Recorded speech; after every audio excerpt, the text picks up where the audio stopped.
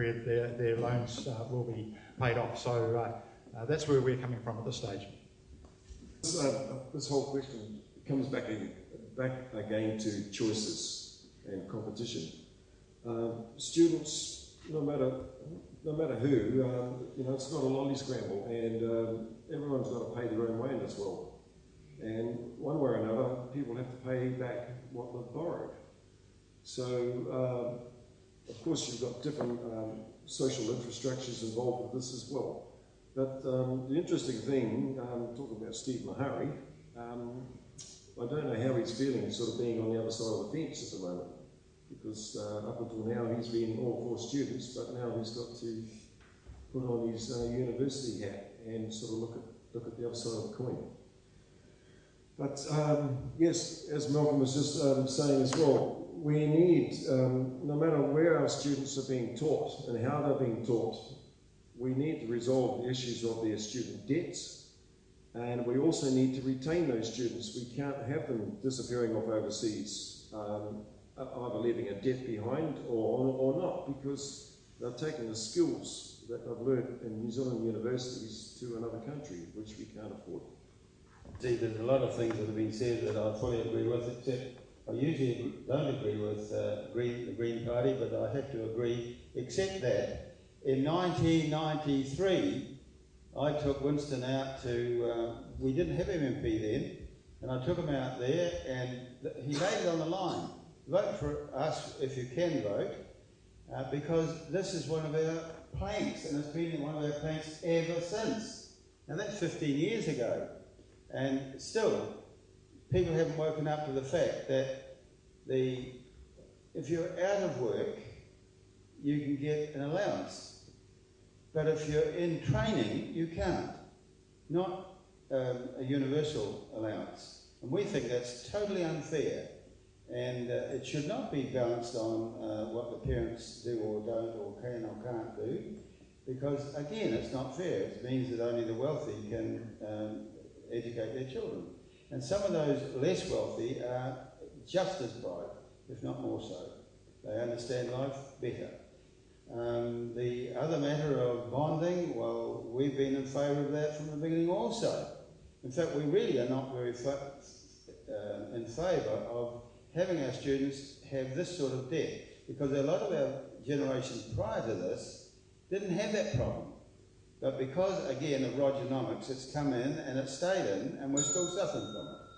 Thank you. Student loans is not so much a universal benefit or student benefit, but more of a situation where when a student has finished their education, they will have their student loan written off for that share of the student loan written off for the first 3 years after graduating. On the innovation thing again, because of the Research and Development Fund that the government has put in place at the same time as talking about universal student benefit, they are not going to dumb down the universities, because the universities are going to have research dollars available to them to practice the research. Another thing I'd like to share is there are some families cannot afford to send their children to university, and some can. Those families that can, they may choose to do that. They may think that that's more important than a universal benefit. But for those families that can't, there are many children that are growing up in low-income families that are actually they're going to be the key to innovation, because of they've learned to be resourceful and they've learned how to use resources to get the most out of them. And we've got one more question, Ollie, really. Remembering that this time, who have we got? Thank you. Yep, can start the questions, and we're relating this time to research and development. New Zealand spends 1.1% of its GDP on research and development. The OECD average is that 2.5% of GDP is spent on research and development. What is your party going to do to stop this gap widening further, then start to close it then to encourage New Zealanders who are innovative, entrepreneurial and keen to develop technologies.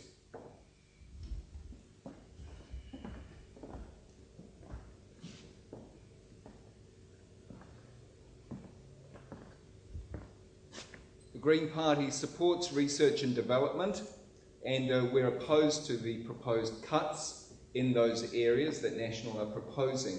But we don't just support it in a sort of a blanket way. We need to look specifically at research and development that will assist our country in more sustainable business, more sustainable trade, and making our country robust to withstand the environmental challenges that are facing us, particularly with climate change and particularly with peak oil and diminishing oil supplies. So that's where we want to see research and development targeted. And we do believe that New Zealand has created a niche, our clean and green niche worldwide, and we need to support that, and we need to put further investment into that. We need to think smart about this. We can compete very well. In fact, we can lead the world in terms of our clean and green image. That's what we can trade on. We have to look at making our products cleaner and greener and assisting our country to deal with the environmental challenges that lie ahead.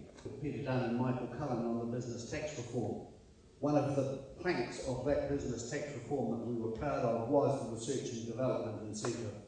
And there was a lot of incentives looked at, I can tell you, during that process. Many of them were rejected, but that one was seen as being quite pivotal. Second point, going back to that business tax review, was cutting the company tax rate from 33% to 30% to leave more money in companies so that they could in fact invest more. What we would be looking at now is saying, okay, let's see how these things go over the next 12 months or so. They've only just been introduced. Are they working? Do they need some improvement? Do they need some refinement? The final thing is KiwiSaver. One of the big problems we've had in New Zealand is there has not been a capital base for New Zealand business to grow and develop. So many of our businesses have been bought by Australian superannuation funds because they were cash rich. And I'm hoping that KiwiSaver and the investment capital that will build up in New Zealand will give more money available for investment in our local companies so that when they want to undertake big, bold, brave new procedures, there is money available in New Zealand to assist them. Thank you. We don't want to go ahead with. They came in on the 1st of April this year and they involved a 15% tax credit on any research and development. They came in against the advice of Treasury, they came in against the advice of Business New Zealand and against the advice of one of the large tax accountancy firms. Just the other day I was talking to someone whose family, not in Palmerston North, owned a company that has cranes in it, the big high-rise cranes. And they said they were approached by their accountants who said that they believed they could make $120,000 for them if some of that work was, some of the expenditure in their company was classified as R&D. Now, when you own a crane company, I don't think there's probably a lot of research and development that's necessary. And they said that we'll take a third of it and you can have 2/3 of it. That's the sort of thing that will occur if we suddenly give tax credits over and above the normal 100% write-off that was in place before that. We've also looked very closely at the National Party, I might add, despite what's being said, and I saw it on TV last night, is actually looking to put more money into research and development, not less. So we've announced that the money that we would have picked up from tax credits will be paid to, that would have been paid out in tax credits, will be paid out and secure $157 million of it into secure funding for the CRIs, Crown Research Institutes, and $150 million into performance-based research funds, the Marsden Fund, R&D, and Crown Research Institutes. And in addition to that, we've announced another $85 million that we want to put into research to do with particularly livestock emissions. Yes, look, ACT are all for incentives. Incentives for the entrepreneur and incentives for enterprises, be they public or private. But the most important thing of all